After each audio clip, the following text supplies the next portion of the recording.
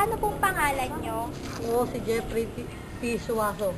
Ilan taon na po kayo? 16 years old. Ah, anong year nyo na po? Third year. Nag-aaral ka po pa ba? Oo.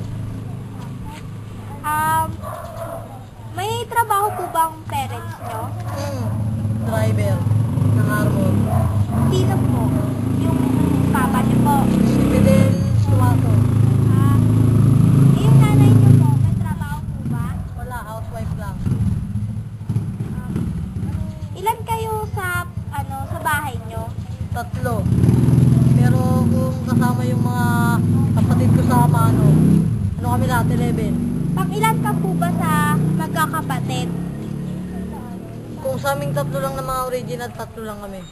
Panganay ako. Yung dalawa pong yung kapatid, nag-aaral pa po ba? Yung isa graduating ngayon ng grade 7, yung isa grade 4. Pwede ko pong maitanong, ano po bang mga karaniwang naka-apekto sa pag-aaral niyo? Yung problema niyo po minsan? Minsan, bully. Hindi kaya computer. O pagkakating. O minsan, nalilate. O kaya family problem.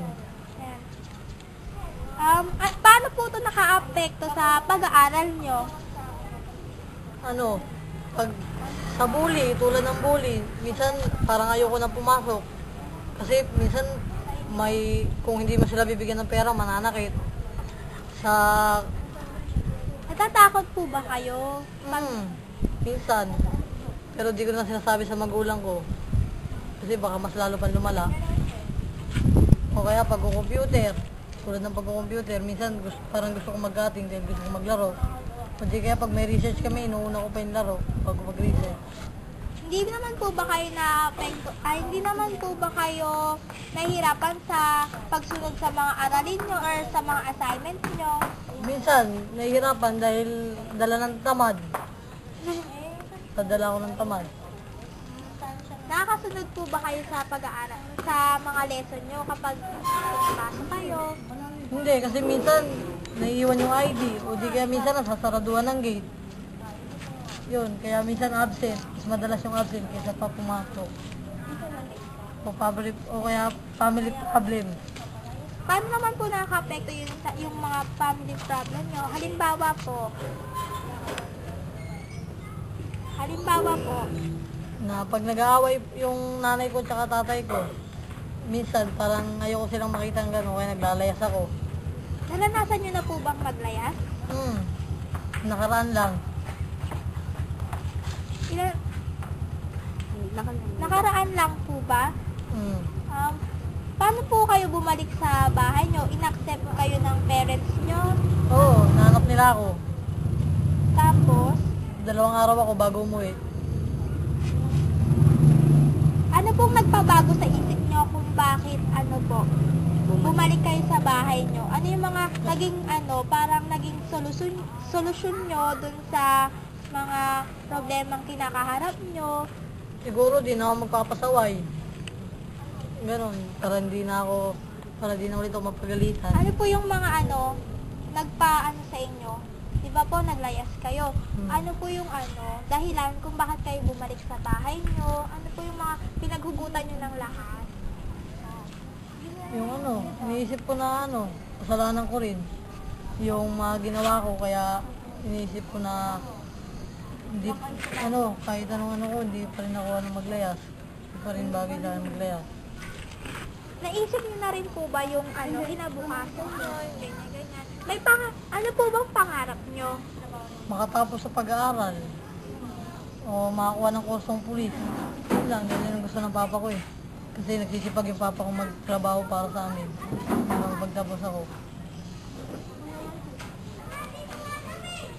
Salamat po.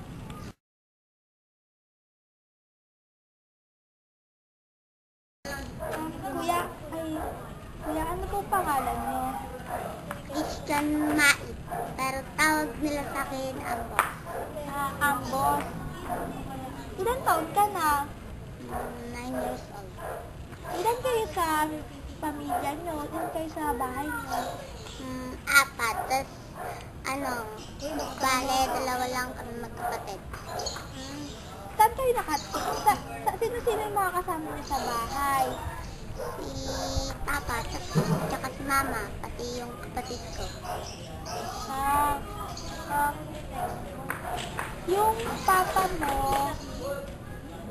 yung kasama nyo?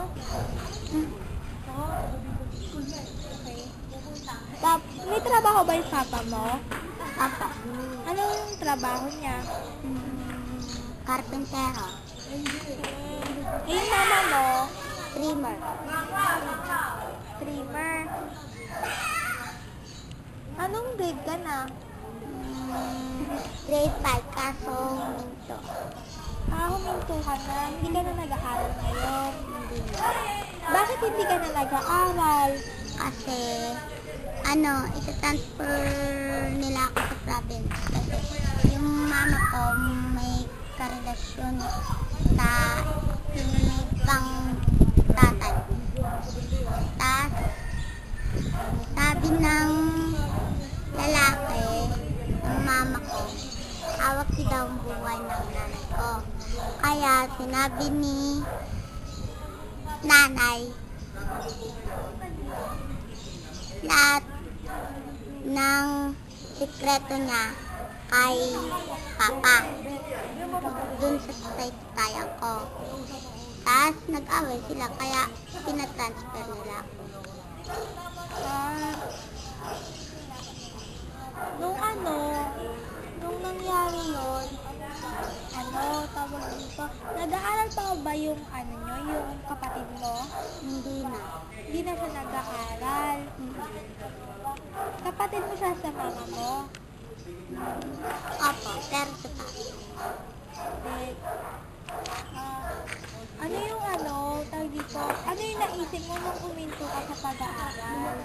Gusto ko pang mag-aral kasi pag umito ko sa pag-aaral, masasayang yung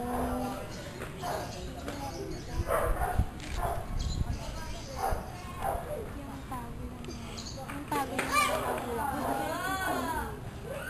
Ano bang pangarap mo?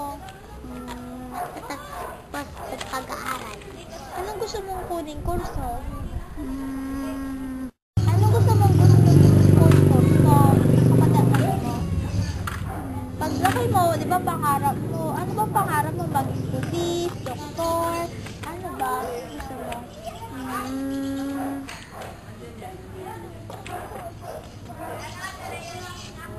pulis na lang. Kuya tawa ako dun. Police. Bakit naman police gusto mo? Para yung mga snatcher, papatay ko. Okay. Tapos kukulong sa bilangguan. Nung nag-away yung mama mo, tapos tumigil ka sa pag-aaral, ano yung naisip mo? Ano naisip mo nung mga panahon na yun? Hindi ko na pinapansin yun. Tapos tinutulungan ako sa mama. Tinutulungan mo yung mama mo. Tinutulungan mo siya saan? Sa gawaing bahay? Ako nag-aasikaso sa kapatid ko.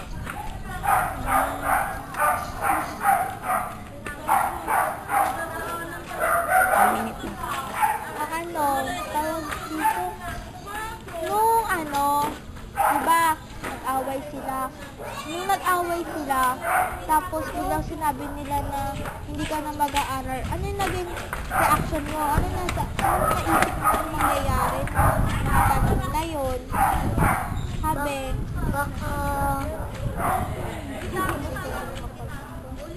hindi ako nakapagtapos sa pag-aaral.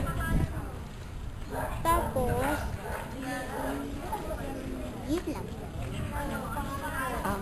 okay, salamat.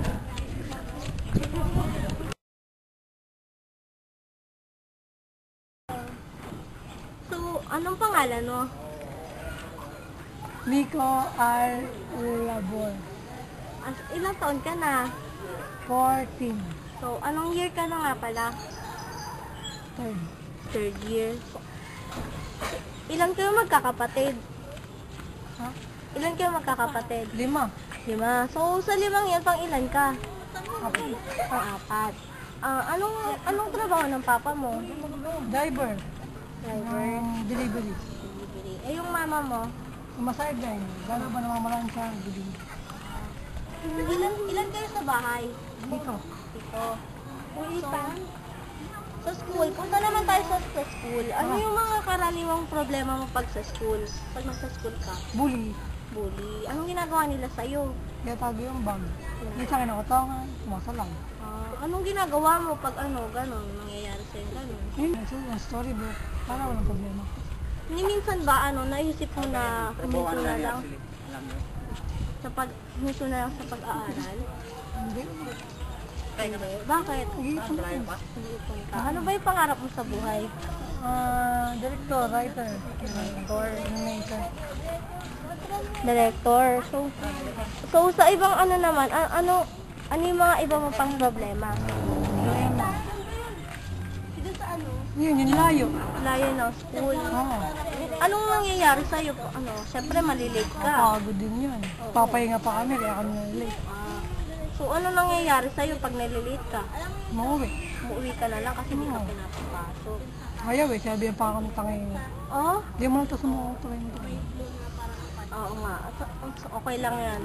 Tapos sa school, yung iba pa, yung mga projects, Di ako gumagawa ng assignment. project. Ay, bakit?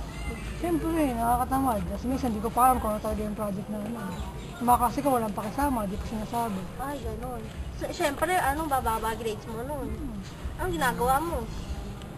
Siyempre, wala lang, ganun lang, stay. Okay lang. Habang ko yung uwian. Naabangan mo na lang yung uwian. So, talagang ganon. Hindi na masabi, nakatitigil sa mga. Eh, sa iba pa, yung mga problems mo, financial, Walang problem. family problem, wala din. Sunod ako masipag. Masipag. Eh, yung sa exam, Wala, hindi, walang problema. Nagkaudigil lang ako. ay, ko, dito, masama yun. Minsan lang naman pag mat, Pag na talaga, mahirap yung mat. tama. Okay lang yan, pero dapat, maano din natin, maiwasan din natin papangodik. Tapos, naman, yung ibang, sa teachers, mga, problems mo, iba pang problems. Minsan nakakalimutan yung recitation ko siyempre. Makakalimutin yung teacher mo. Nakakalimutan minsan matatanda na kasi matrona. So, isa rin yun kasi syempre yung sa grades. Kung i-range mo sa sa 1 to 5, ano yung pinakauna mong problems pag nasa school ka? Bully. Bully. Sa pangalawa, Ballpen. ballpen bakit? Kumakalas-kalas. Sa pangatlo, ano pa? Layo. Layo, yun. No, ganun. Layo kasi Classroom. nakaka-late. Masakit kasi yung classroom namin. Oh. Pang-apat.